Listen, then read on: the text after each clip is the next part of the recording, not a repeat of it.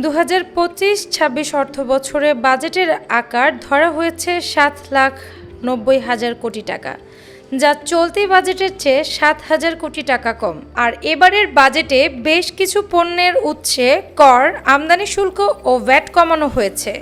সোমবার দেশের 55তম জাতীয় বাজেট ঘোষণা করেন অন্তর্বর্তী সরকারের অর্থ উপদেষ্টা ডক্টর সালেহ উদ্দিন আহমেদ।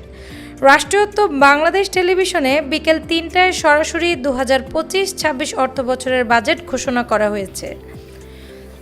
স্বাধীনতার পর অতীতের সব সরকারের ধারাবাহিকতা ভেঙে এবারের প্রথমবারের মতো বাজেটের আকার কমছে।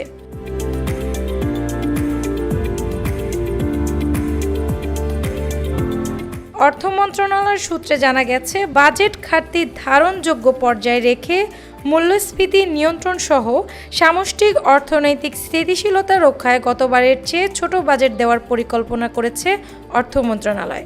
আগামী 2025-26 অর্থবছরের প্রস্তাবিত বাজেটের আকার বা মোট ব্যয়ের পরিমাণ ধরা হয়েছে 7,90,000 কোটি টাকা। চলতি 2024-25 অর্থবছরের মূল বাজেটের আকার ছিল 7,97,000 কোটি টাকা, অর্থাৎ চলতি বাজেটের তুলনায় 7,000 কোটি টাকা কম। এবারই প্রথমবারের মতো বাজেটের আকার কমছে।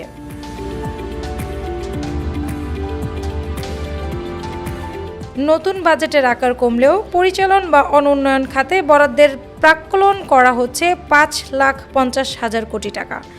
চলতি বাজেটে এ খাতে বরাদ্দ রয়েছে 5,06,971 কোটি টাকা। তবে উন্নয়ন বাজেটে বরাদ্দ কমিয়ে 2,40,000 কোটি টাকার পরিকল্পনা করা হয়েছে। চলতি বাজেটে এ খাত বরাদ্দ রয়েছে 2,81,453 কোটি টাকা। বার্ষিক উন্নয়ন কর্মসূচি বা এডিপিতে চলতি অর্থ বছরের ব্যয়ের পরিকল্পনা ছিল 2,65,000 কোটি টাকা। আগামী বাজেটে যা 2,30,000 কোটি টাকা হতে পারে।